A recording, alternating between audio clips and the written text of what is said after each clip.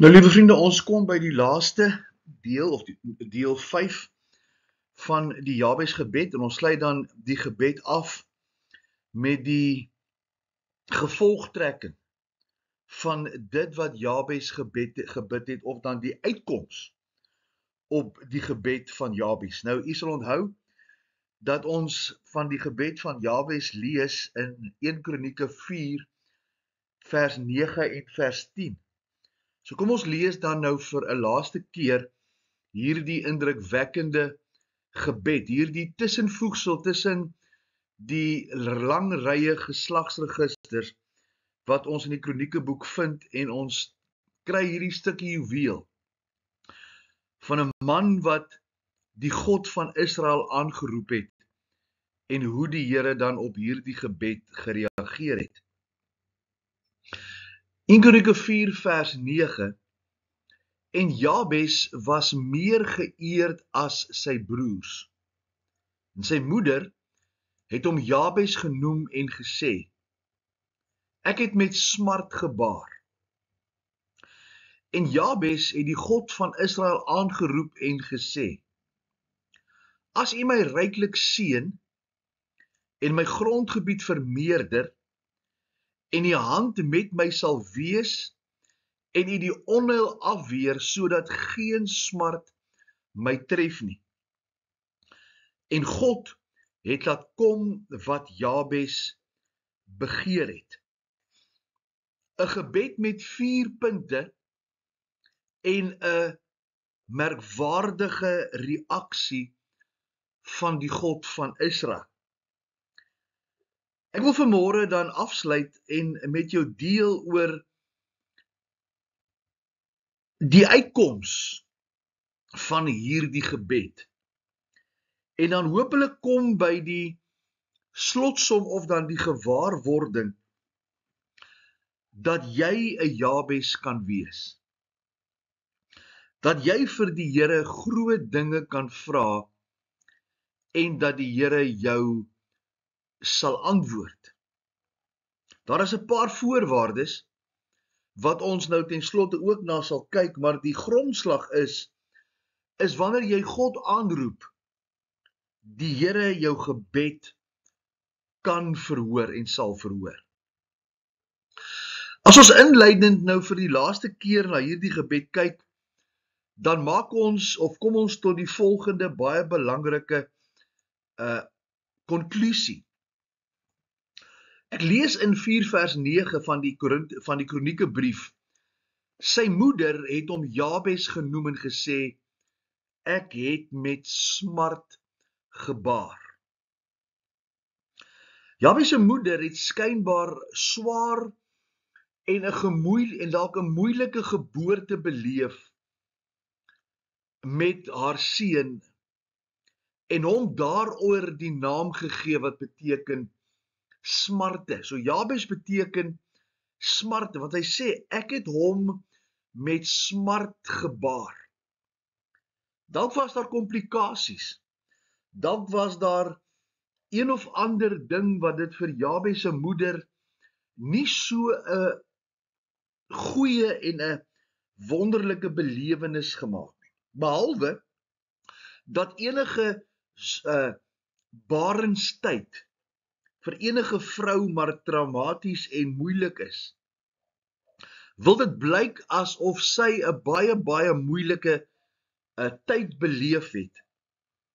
Soveel so dat sy haar seun vernoem het om hierdie smartlike elende van sy geboorte met sy naam te vereenselwig. Jy moet onthou dat in die ou tyd het name baie meer beteken. Dit het gegaan oor die karakter en wie die persoon was. Dit was nie net 'n kwessie van 'n mooi naam wat jy kies wat baie mooi op die lippe val, of 'n baie mooi naam wat jy nog nie gehoor het nie, en ons wil vandag in die westerse kultuur ons kinders so noem nie. Maar in die ou tyd is 'n naam gekoppel aan die karakter van hierdie persoon.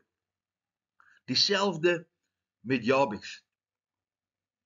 Jabes begin sy lewe met 'n naam wat hom konstant herinner dat hy oorlas was en dat hy ontydig en smarte vir sy moeder in gedagte het.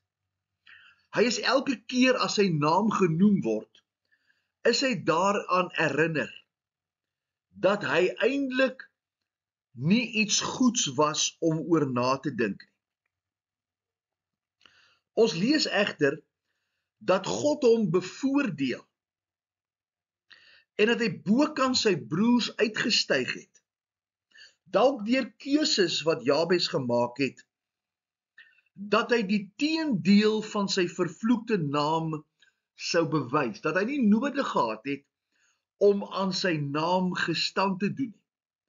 Het hierdie man besluit dat ek gaan my nie laat etiketeer en ek gaan nie leef omdat ander sê ek is 'n mislukking nie. Ek gaan julle verkeerd bewys. Daar's 'n groot les in hierdie verhaal.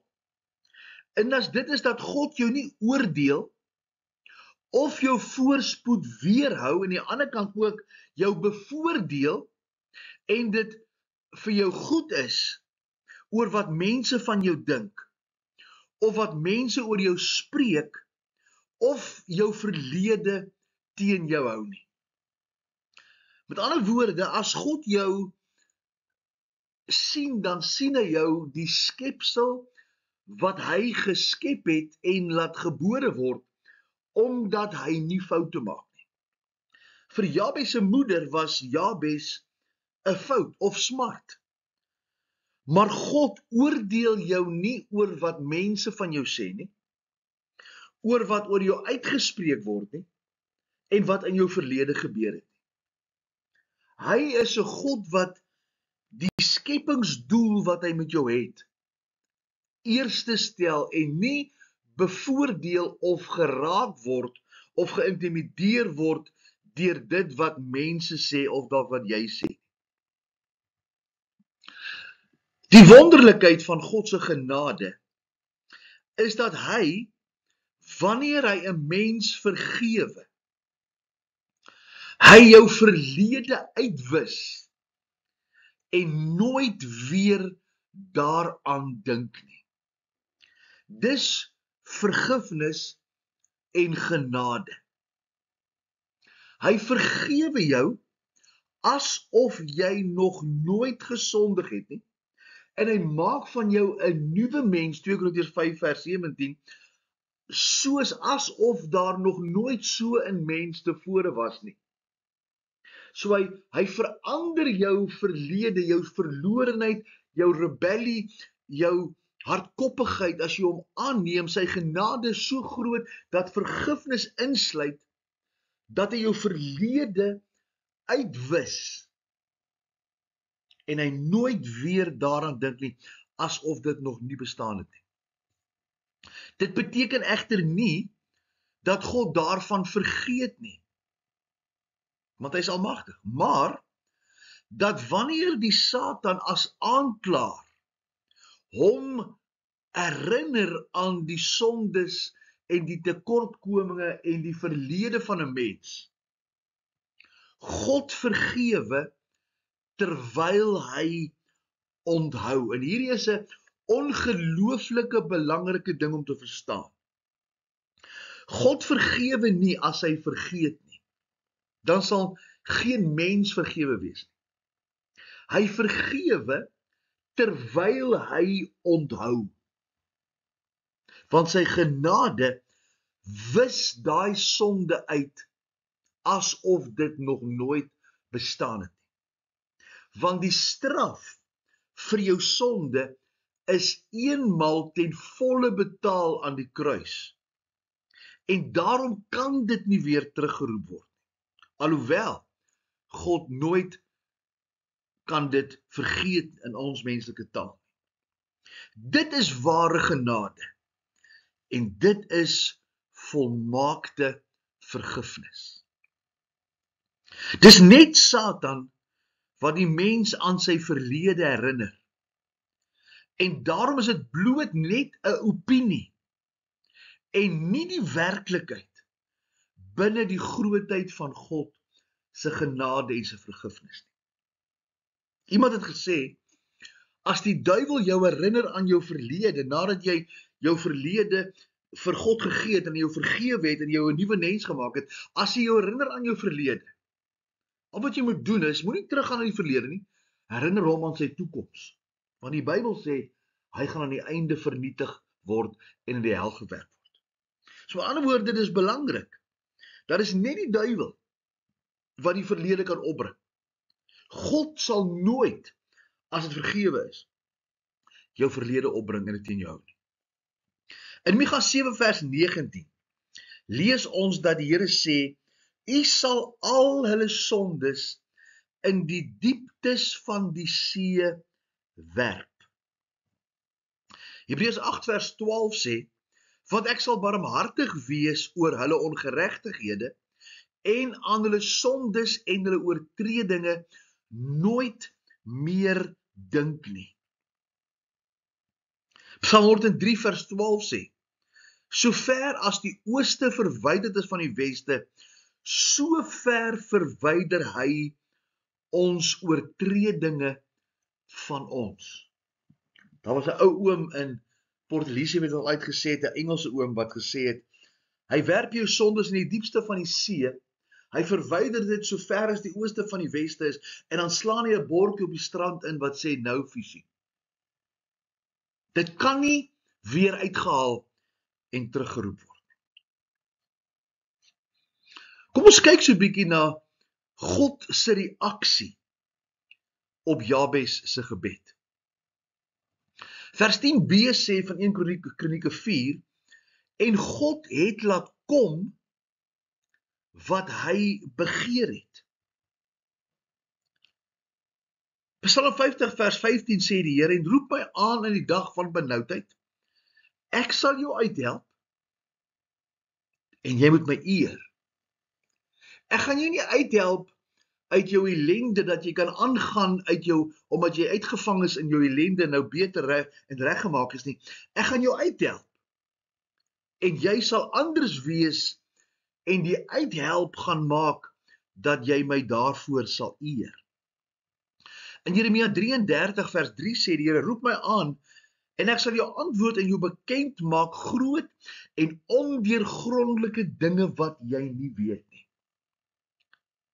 Hy sê, roep my aan, ek sal jou uithelp, ek sal jou antwoord en ek sal jou bekend maak goed wat jy nog nooit van jouself weet nie en weet van my plan met jou lewe nie.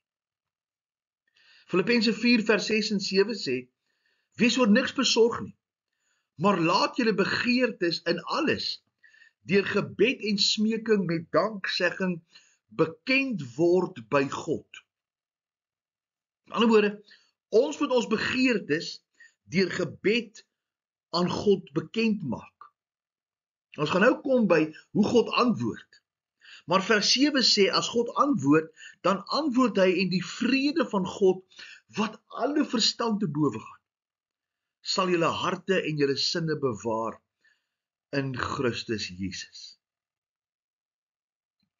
Dis God wat antwoord. Die kruks van die saak is, dat God ingegryp het en op die voorgrond vir Jabes getree het. Dis nie sy omstandighede wat verander het, omdat hy dalk beter geleef het en omdat hy ander hulpbronne ontwikkel het en omdat dit net met hom voorspoedig gegaan het nie. God het ingegryp. Dis God wat geantwoord het. God het laat kom. Die God van Israel wat hy aangeroep het. Daardie God het op die voorgrond getree en ingegryp. Dit was nie wie Jabes was, of sy posisie in die familie, of was selfs wat hy gesê het nie, of wat van hom gesê was nie, wat enigsins die deurbraak gebring het nie. Dis God wat geantwoord het. God kyk nie na die persoon nie, maar hy hoor die hartklop van die Gees wat binne in die bidder na hom roep. Dis juis wie deur die kind van God sig. Ons gaan nou die teksvers lees. Wat hierdie aksie of die ingryping van God bepaal. Kom ons kyk bietjie, wat sê die Bybel? In Romeine 8 vers 26 en 27 sê die woord van die Here die volgende. Net so kom ook die Gees ons swakhede te hulp. Want ons weet nie reg wat ons moet bid nie. Ons kan vir die Here goed vra wat ons tydelike uitkoms gee, of wat ons graag wil hê, of 'n ander rigting wat ons wil inloop, en dalk nie by die wil van die Here of die plan wat God vir ons het. Hy sê, ons weet nie reg wat ons moet bid nie, maar dis die Gees van God wat weet, wat ons swakhede vir ons te hulp kom. Maar vers 26b sê, maar die Gees self tree vir ons in met onuitspreeklike sigtinge. Dis die Gees van God wat in jou hart woon, wat deur jou roep en kontak maak met die ware behoeftes wat jy vir God wil uitspreek. Vers 7 nog sê, en hy wat die harte deursoek, weet wat die bedoeling van die Gees is. God die Vader ondersoek en hoor hierdie gebed, en hy weet wat die Gees bid, omdat die Gees ooreenkomstig die wil van God vir die heiliges intree. Ons weet nie wat ons vir God moet vra nie. Ons kan hom vir 'n klomp goed vra wat nie die wil en die pad van God en die plan van God is nie. En daarom is dit die Gees van God wat in ons woon, wat ons swakhede te hulp kom, en die onkunde wat ons het, hoe ons hierdie behoefte met God kan deel, is dit hy wat vir ons intree, en hy sug vir ons tot God. En nou deursoek hierdie Vader, deursoek hy die hart van die mens, en hy verstaan die bedoelinge wat die Gees het, want hy en die Gees is een, hulle is in kontak, hulle is in harmonie. En die Gees lei my om die wil van God te bid. Nie waarheen ek wil gaan nie, of wat ek wil hê nie. Maar hy sê deur hierdie versigtiging, sê hy vir die Vader, en bring hom op die plek waar ek in afhanklikheid hom kans gee om vir my die beste te gee, en sê ek vir hom, Here, vat my nie na 'n plek waar ek wil wees nie, maar vat my na die plek toe waar U my wil hê. Dis God wat deur die Gees antwoord. Kom ons kyk so 'n bietjie na gebed en die wil van God.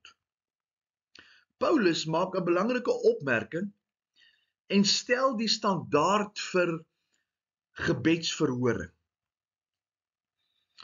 Die bidder moet seker maak, as ons Romeine 8 lees, dat hy bid in ooreenstemming met dit wat God vir die bidder in gedagte het. En daarom moet my gebed wees, Gees van God, lei my gebed, dat ek sal vra dit wat U wil hê vir my lewe. Dit waarheen U met my op pad is. En ek nie so groot sal word, dat my gebede sal gaan oor hoe die Heilige Gees my op 'n beter plek sal bring, waar ek wil wees nie. Ons kan enige iets vra, maar ons moet seker maak, dat dit wat ons vra, die beste is wat God vir ons kan gee. En dis 'n baie belangrike aspek. Hy gebruik in Matteus die voorbeeld, hy sê, ons vra vir ons aardse vaders, gee vir ons brood, hy sê, dan sal hy nie vir ons 'n klip gee nie. As ons vis vra, gaan hy nie vir ons 'n slang gee nie. As ons aardse vaders vra wat ons wil hê, dan oorweeg hy die versoek en hy antwoord. Want hy sê, as julle aardse vaders dan weet wat julle nodig het, en julle gee wat julle nodig het, hoeveel te meer die hemelse Vader nie. Ons mag in hierdie verhouding, mag ek vir my Vader vra wat ek wil hê. Maar dit is die Gees van God wat hierdie versoek na hom toe bring en hy oorweeg dit en hy antwoord nie altyd ja soos ek het wil hê nie, maar ja dalk op 'n beter manier. Of nee omdat ek iets beters vir jou in gedagte het. Hy kan die versoek aan toegee of hy kan dit van die hand wys. Die nee beteken nie altyd nee nie. Die nee beteken dalk baie keer nee, nie dit nie. Maar ek het vir jou dit in gedagte, wat dalk nie dit is wat jy nou dink en vra nie. Maar wat hy verder in die Romeine 8 sê, dat hulle wat God liefhet en as sy voorneme geroep is, werk alles mee ten goeie. Hy sal vir jou gee wat hy vir jou in gedagte het, dat jy daar kan wees en kan ontvang dit waarin hy en hoe hy met jou op pad is. Dis nie omdat hy synig is, of ons nie die beste gun nie. Maar net soos ons aardse vaders, weet hy wat die beste is vir ons. En reageer hy dan diensooreenkomstig. Jy het baie keer al vir jou pa, jou aardse pa ding gevra, dat hy gesê nee, omdat hy geweet het. Dis nie dat hy synig is en dit nie vir ons wil gee nie, of die beste wat ons dink vir ons onthou nie, maar hy weet wat vir ons die beste is, en hy gee vir ons beter. Dis hoekom Romeine 8 sê, hulle wat God liefhet, werk alles mee ten goeie vir hulle wat na sy voorneme geroep is. As jy terugkyk, sal jy sien dat God jou op 'n beter plek gebring het en op 'n beter pad gelei het. Deur goed en deur sleg. As jy hom liefhet en jy bly binne sy wil, dan sal God vir jou die beste gee. Die volgende vraag is hoe weet 'n mens wat die wil van God is? Dis die werk van die Heilige Gees om die mens se behoeftes en ook God se begeertes in lyn met mekaar te bring. Dis sy werk om my behoeftes en God se begeertes, God se wil met mekaar in lyn te bring. Hy hoor die versigtiging van die mens, maar hy ken ook die volmaakte plan van God en bring hierdie twee dan voor die aangesig van die Vader. En dan trek hy krom woorde reguit.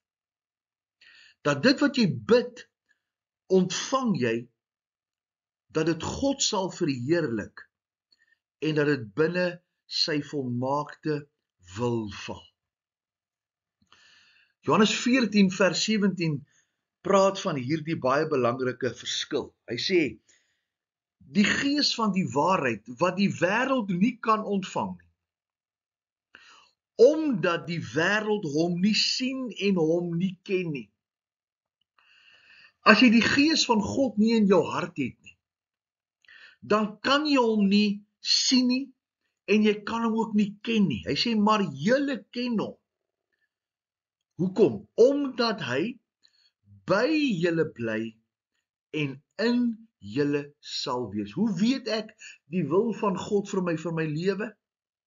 Ek moet aanspraak maak op die leiding en die versigtiging en die besturing en die waarheid van die Gees van God wat hom aan my openbaar, omdat ek hom ontvang het by wedergeboorte en hy by my is om my te lei, langs my staan en my op die pad lei, maar ook vanuit my, binne in my sal wees en hy die bron van my begeertes, die bron van my versigtiging en die bron van my lewe sal wees. Jeremia 29 vers 11 is 'n teksvers wat baie keer buite verband gekwoteer word. Hy sê, want ek weet watter gedagtes ek gaan die julle koester, spreek die Here. Gedagtes van vrede, nie van onheil nie, om julle 'n hoopvolle toekoms te gee. Jeremia praat met die volk en hy sê, dat die Here wil julle nie in ballingskap weggestuur het nie. Die Here het die beste vir julle in gedagte gehad. Hy het julle uit Egipte uitgelei in 'n land wat oorloop van melk en honing. Hy het julle hierdie volk gemaak as voorbeelde van hoe God gedien moet word. Julle het gekies om die sonde deur die afvallige konings te kies en te dien. Hy sê, ek weet wat my gedagtes vir julle.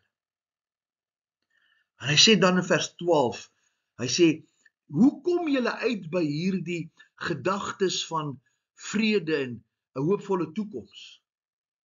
As julle besef dat julle verkeerd is hier in julle ballingskap en julle keer terug na my toe, hy sê, dan sal julle my aanroep en heen gaan en tot my bid. Daar in jou ellende, Israel, sal jy jou sondes bely, na my toe terugkeer en my aanroep en ek sal na jou luister.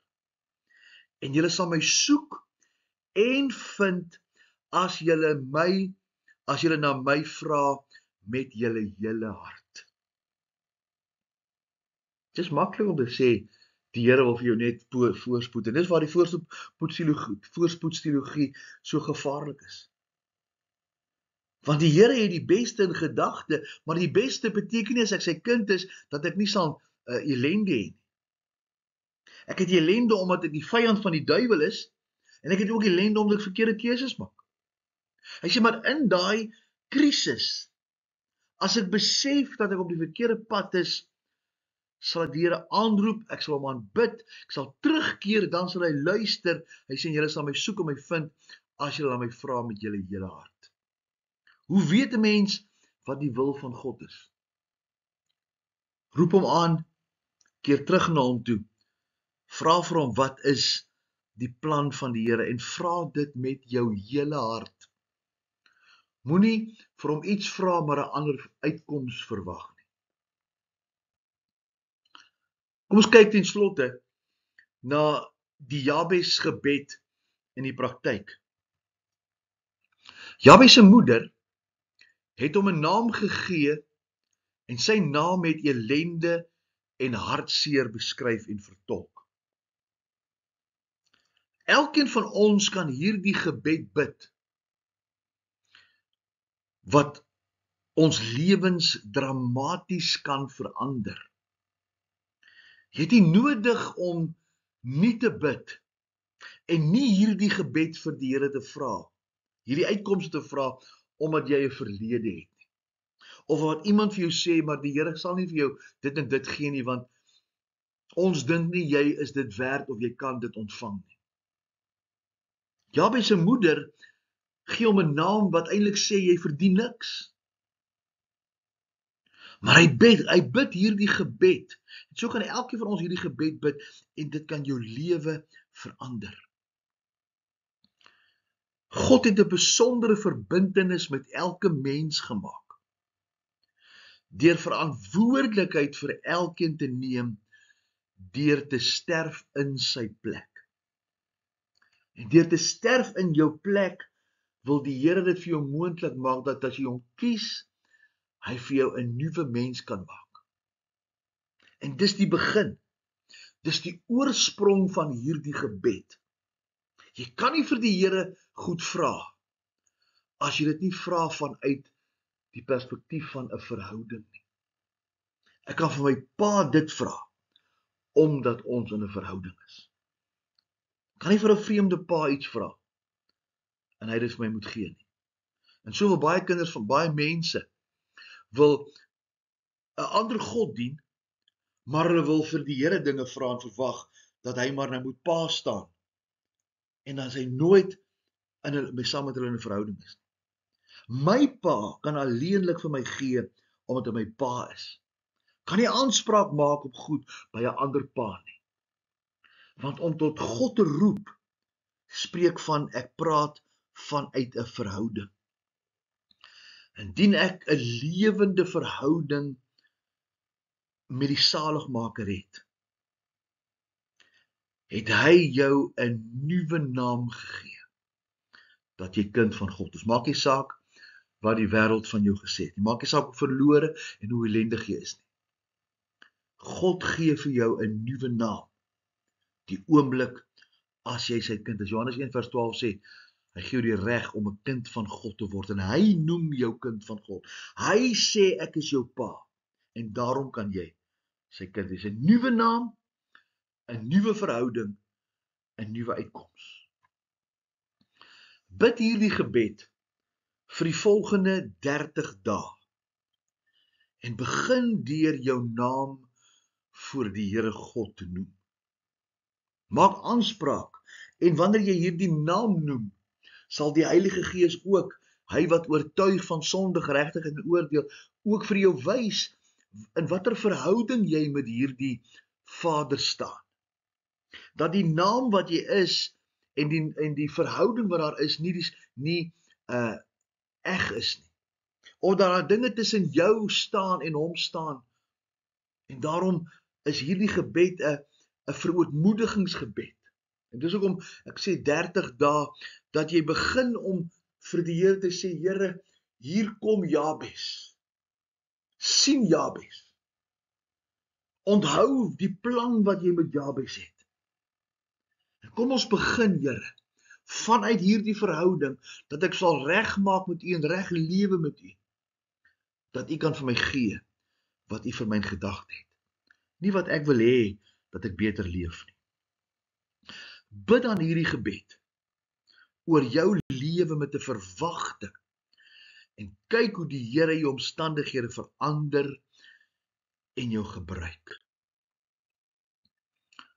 Die plan om die Jabes gebed deel van jou lewe daagliks te maak is my aanbeveling as volg. Bid hierdie gebed elke oggend. Begin elke oggend met Here, sien Jabes. Sien 'n nuwe geleentheid. Here, sien 'n nuwe dag. En begin met die Here as die bron van jou verhouding. Merk elke dag op jou kalender af hoe jy getrou is met hierdie verbintenis aan die Here. Skryf die gebed neer en plak dit op 'n paar plekke in die huis of waar jy werk. Dat jy dit kort kan sien en die Heilige Gees jou daaraan kan herinner om in hierdie afhanklikheidsgesindheid te leef. Vertel iemand van jou reis en dat hy vir jou ten opsigte hiervan sal as 'n intreder vir jou sal bid, dat jy hierdie deurbrake met God sal maak. En as julle saam is, dan kan julle vir mekaar bid. Hou dagboek hoe dinge in jou lewe verander en hoe die Here jou gebruik. Onthou nou, dit gaan nie eenklaps alles verander nie. Maar in die dagboek, as jy terugblaai, gaan jy sien hoe die Here jou lewe miskien stelselmatig verander en hoe die Here jou meer en meer gebruik. Begin die Jabes gebed, bid vir jou gesin, vir jou familie, vir jou kollegas, vir jou omgewing. En maak hierdie, dat as die koppie vol is, dat het oorloop op die piering, van die piering af op die tafel, van die tafel af afdruk, tot op die vloer. Hierdie word 'n gewoonte, 'n vaste gewoonte, om gedurig God se beste vir jou lewe te soek. Ek vat saam en ek sluit af. En Jabes het die God van Israel aangeroep en gesê, as jy my ryklik seën, as jy my grondgebied vermeerder, as u hand met my sal wees, en u die onheil afweer, sodat geen smart my tref nie. En God het laat kom wat hy Jabes begeer het. Versoek 1 is, maak my beker vol dat ek kan uitdeel. Versoek 2, gee my meer geleenthede tot diensbaarheid. Nommer 3, bly naby my met u teenwoordigheid. Versoek 4, beskerm my, dat ek nie my eie God word nie. En dan die uiteinde, God het gehoor gegee en Jabes geantwoord. Jy kan ook 'n Jabes wees, om die beste van die Here vir jou en jou invloedsfeer te vra en te geniet. Die Here help, as ons aan die einde kom van die Jabes gebed, dat die Here jou sal seën, en dat die Here hierdie inpak, hierdie 4 gebedsversoeke, dat die Here jou daarin sal seën, sal gebruik, en dat die Here jou vir jou sal goed wees. En dat hierdie leefwyse 'n dag vir dag bron sal wees, wat ander mense sal aansteek om dieselfde pad te loop. Die Here help vir jou. Amen.